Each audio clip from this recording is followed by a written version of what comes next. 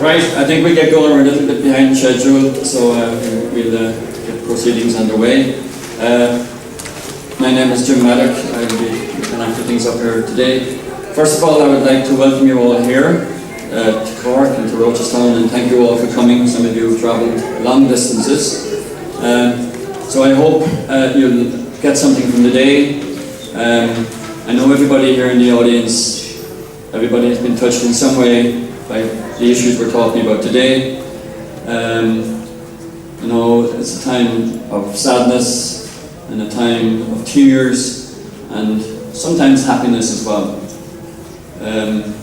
In my own case, I've experienced those emotions along with my wife here in Cork in places like Sarsfield's Court and Carrigmore, St Anne's and GF and St Pat's in Dublin and all of those places that I'm sure people are familiar with.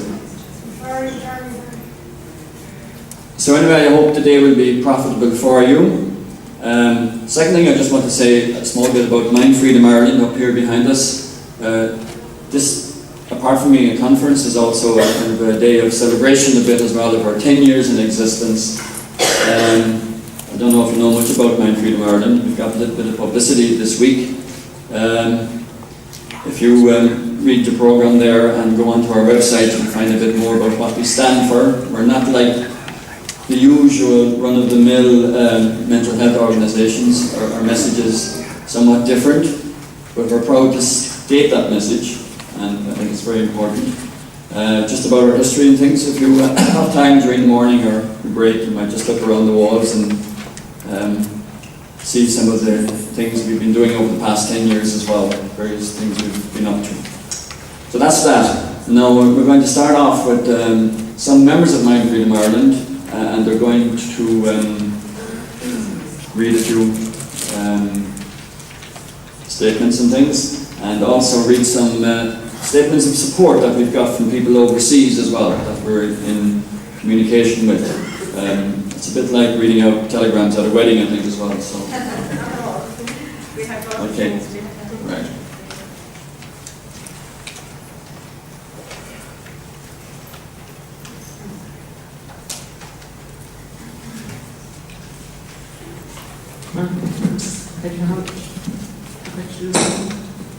Okay. Well, I'm Mary and I'm a psychiatric survivor, and I want to thank you all for coming. Some from coming from far away and being with us today, and it's really, really good to have you with us. And you know, one of the nicest things about life is to be encouraged, and I think that's what people who have been through really bad times, whether it be in the psychiatric system or any other kind of bad times, what we need is encouragement to get back again and to start off again. And that's, I have got so much encouragement for people since I've come out of this. It's incredible. Here in Cork and all over the world, it has been marvellous. So thank you very much for coming. Secondly, I'd like to remember all those who haven't been as lucky as me, who haven't survived psychiatry. And one of them is one of the founder members of Mindfreedom Ireland. I always get emotional, sorry, when I think of her. Her name is Helena King. And she was saying the things way back, as some of us know Maria here in particular. She was saying things way back then that we're saying now, when it was really difficult for her to say them, because every time she said them in the hospital, what she really wanted, she would be forced to take what she didn't want. And this is what we stand for. We stand for having informed choice, informed, because a lot of the choice is not informed, and that we can do what we think is best for ourselves. That's what we want. Another person we like to remember today is David Oakes. He has been a tremendous man in encouraging me since I got to know him. He's the former leader of Mindfreedom International. He had an accident only there recently, and he was minding his cat and he fell and he broke his neck. But he is an absolute amazing example to us still, because he is recovering from that. He is really, really doing so much, and he has accepted it so much as well. And he always talked about the disability movement before he was disabled himself, and how we were all together in this. So now he actually has become one of the physically disabled as well, very physically disabled, but he still has his voice. And this is about us. We have our voice, and we want our voice. We want our voice to be heard. We just like all the other people who were abused in the past and weren't listened to, we feel we're the same now. And we want people who don't understand what is happening to listen to what we say. And we have some very good people here today who will be speaking about that. We are. What I'd like to finish with then is to say, with two quotations and another little bit. They are. One is, when the power of love overcomes the love of power, then we shall have peace. I think it's a power struggle. It's not really about who has mental health and who hasn't mental health, and peace of mind, that's what I call it. And of all tyrannies, a tyranny sincerely exercised for the good of its victims may be the most oppressive. That's one of my favourite quotations. And I'm going to finish up now with a piece by another psychiatric survivor called Laura, if I can remember her second name. I'm sorry, I've just forgotten her now. But anyway, she knows who it is. And this is what she said. And I think it would be our wish as Mindfreedom Ireland and of all the people, Renew and the critical network, all the people who are trying to ask people to look at this in another way.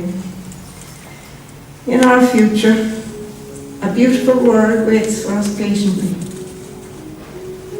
In it, a person in the throes of emotional chaos is met with unconditional support, listened to with patient ears, seen as the sole expert of her life. She is given sanctuary and open arms, but only if she wants them.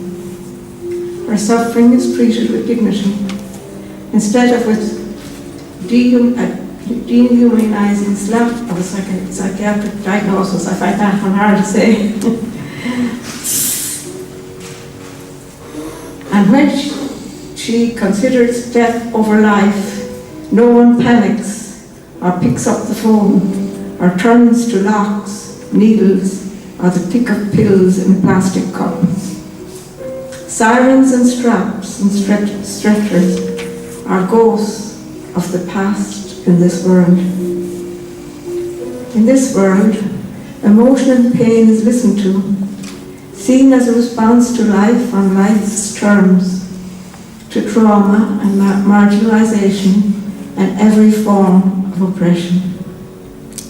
In this world, there is no need for bars, or reinforced glass, or containment areas for locked doors and plastic gloves and ID bands, and the idea of us and them. Long forgotten is the fear of self, of other, of emotion, of never being successful enough, or happy enough, or just enough. In this world, the only thing deemed insane is the notion that with enough schooling, training, and professional skill, one can become an expert on another's emotional and existential experience of the world. Indeed, this belief will disappear into the dark, dusty corners of human history in the world I dream of, and out in the light, listening with simplicity, will be the principle that emotional pain is to be met with unconditional support, patience, humanity, and love, never to be numbed chemically, restrained, or eradicated, and always listened to. her name is Laura Delan.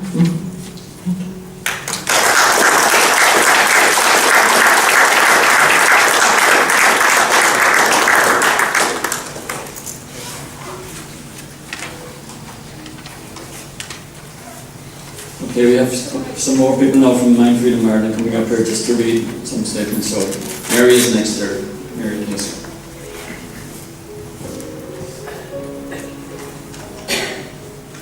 Good morning. Welcome to everybody. Mindfreedom Ireland. Congratulations on your 10th anniversary. It looks as if you are going to have a wonderful day of testimony, learning, music, dance and celebration. We applaud the great work you have done over the past 10 years in advocating for safe, humane, life-enhancing treatments for persons diagnosed with mental disorders, and in opposing the use of electroshock and forced treatment. You have been an inspiration to us. We are proud to be associated with you. Special thanks to our fellow board member, Mary Maddock. Have a wonderful day, Mindfreedom International Board of Directors. Thank you.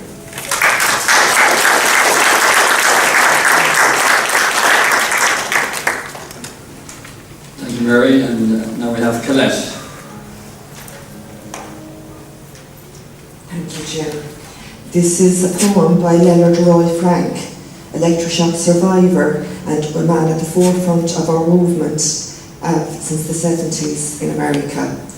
A wonderful person. And it's about electroshock. And as a victim myself of electroshock, I found this a very moving and apt poem. Aftermath. With therapeutic fury, search and destroy doctors using instruments of infamy, conduct electrical lobotomies in little Auschwitzes called mental hospitals. Electroshock specialists brainwash their apologists, whitewash as silenced screams echo from pain treatment rooms down corridors of shame. Selves diminished, we return to a world of narrowed dreams, piercing together memory fragments for the long journey ahead. From the roadside, dead-faced onlookers, awash in deliberate ignorance, sanction the unspeakable. Silence is complicity, is betrayal.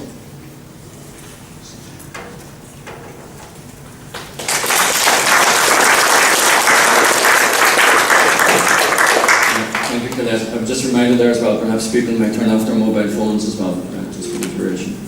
The next Mindfreedom person to come up is Susan.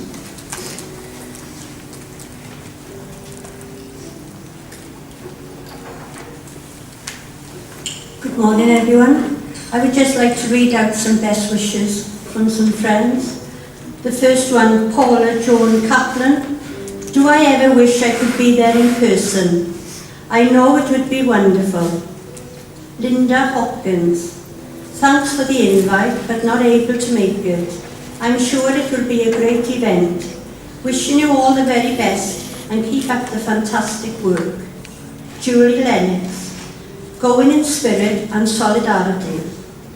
Oh, I so wish I could be there. I will be in New Mexico, but with you in Cork in solidarity. Greetings to everyone. Thank you.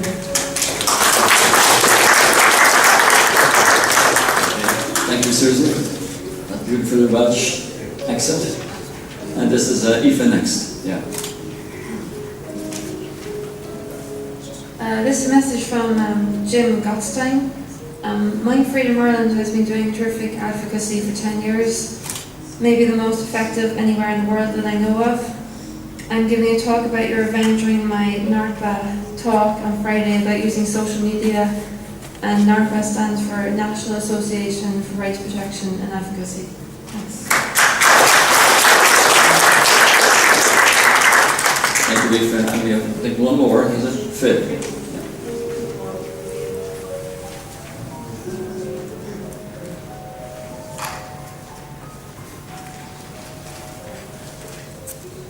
Good morning, everyone. I'm really delighted to be here this morning. My sister-in-law, who I brought to the group, Mary and Colette, for 3 years. She was very medicated before I brought her, and the love and the care and the understanding she received from Mary and Colette and the others in the group was just amazing. And she's today completely off her medicine. So I'm really delighted. She gives her apologies. She'll be here in the afternoon.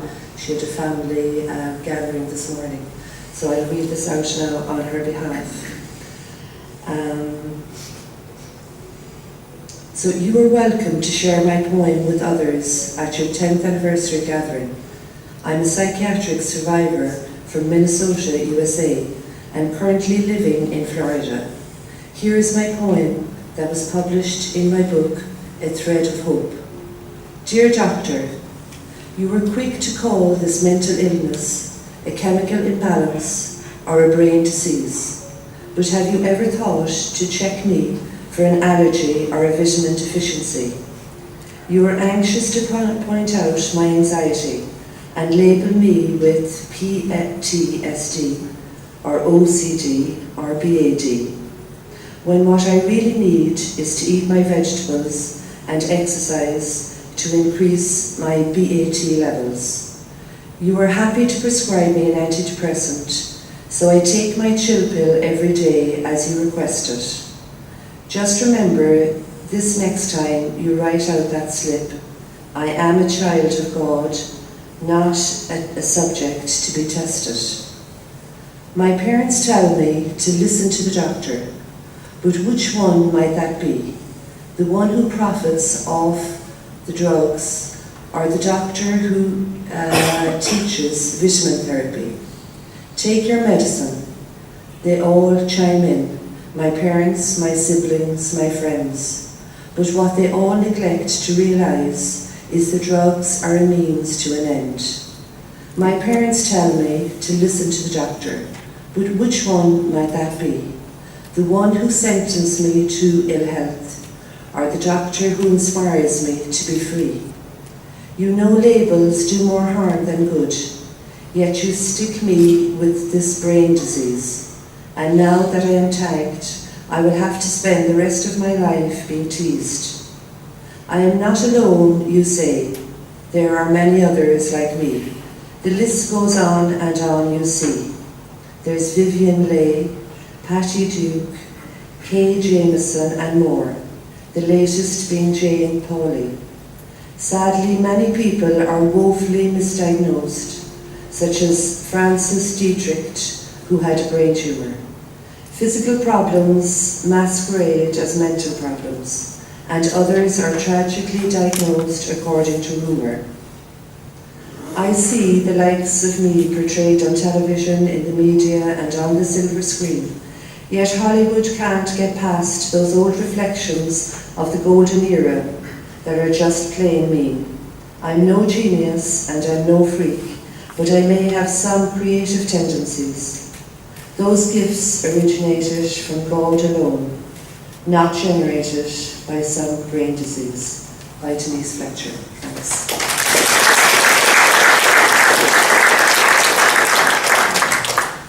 Thank you, Phil. And we have one last speaker. It's Maria.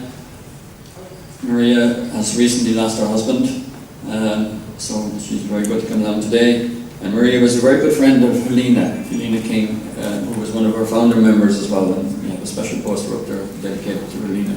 So this is Maria.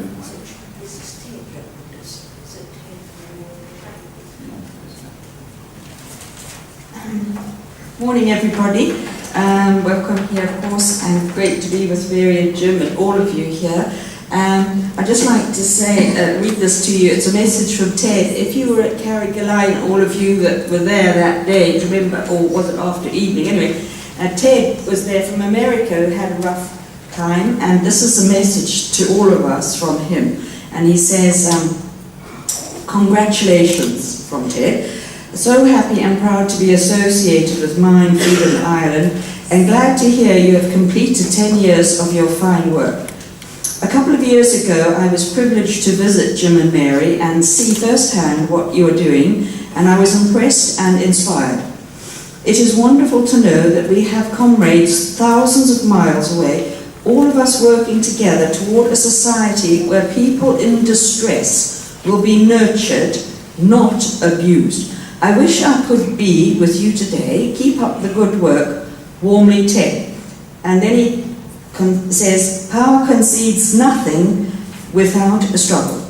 It never did, and it never will. Thank you.